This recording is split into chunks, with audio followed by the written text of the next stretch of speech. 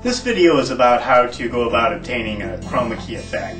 Chroma key is the process of removing one color, which is generally the background, and replacing it with another image. Generally people do this in front of a blue or a green screen. The difference between people selecting blue versus green is it's really preference. Some people believe that blue works better with flesh tones. It seems like the film industry leans more towards using green. We're going to show you in this video is basically going to be how to use nonlinear editors to provide the chroma keying effect, but we'll also talk a little bit about how you can just take the background out of digital photos using things like Photoshop. Some of the things that are occurring behind me are some of the examples you can see using the chroma key effect. Traditionally everybody thinks of it as the weatherman standing in front of the weather map. But there's multiple things that you can do with it. Let's take a moment and talk about backdrops. There's somewhat of a myth where you don't need to use a $200 cotton muslin backdrop. Not saying that they're not good, and they work very well, especially for a lot of digital photography and things like that, and things that use intensive flashes and that kind of thing. But for a lot of the things, the background can be of a lesser, cheaper material. At TubeTape, we actually sell a $14.95 backdrop that I'm filming most of this in front of that does a really good job at a very low cost.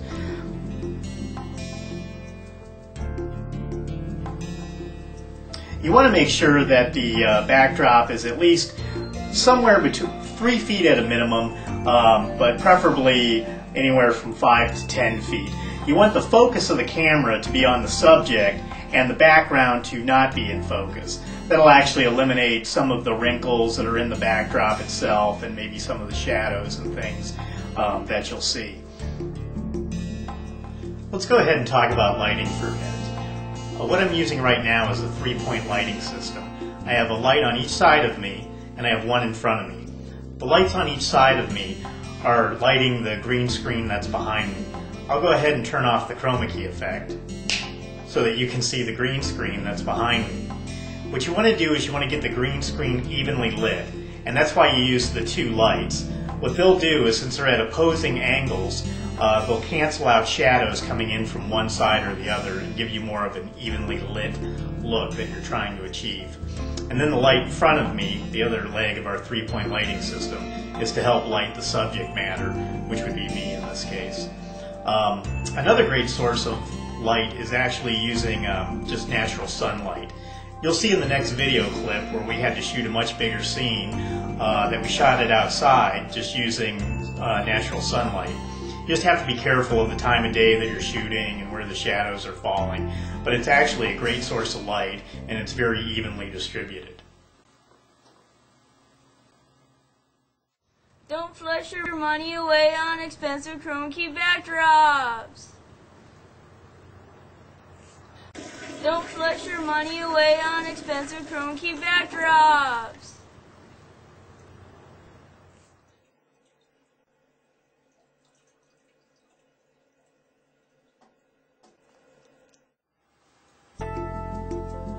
Okay, if you're not going to use sunlight as your continuous source of lighting, then you probably want to look at getting some sort of a light kit. There's a couple different kits here, well, components of those kits that are next to me. This one is more the traditional type of lighting. This light here is a 250 watt bulb. You can rotate it, point it different directions. You can also, it comes with an umbrella, so you can bounce the light off the umbrella and sort of reduce a lot of that shine and hot spot that you would get. You can also accomplish that effect by putting what they call gels over the light itself, which is a film that basically reduces the intensity of the light, and they can also be used with this. I like this over here. This is basically industrial work lighting, but you can get it for the same price or less than you can these traditional photo light kits. This one actually has two 500 watt halogen bulbs. It's got this really cool thing where you can rotate these lights up or down, and what I like to do is I usually point one at the ceiling to reflect off that to give kind of a more even fill, and then have the other one point at the backdrop. But it also has a tripod that'll allow you to adjust it to all the various positions, and you can actually take this piece here off the top and move it around and do different effects and things that you're trying to light. It's really easy to manipulate.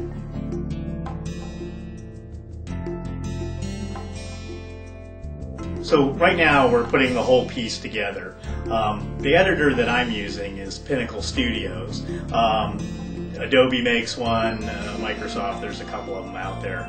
But basically what the editor allows you to do is lay down two separate tracks of video. One of the tracks of video is me standing in front of the green screen, while the other track is the background that we're going to use. And then what I do is I apply the chroma key effect to the track of me standing in front of the green screen.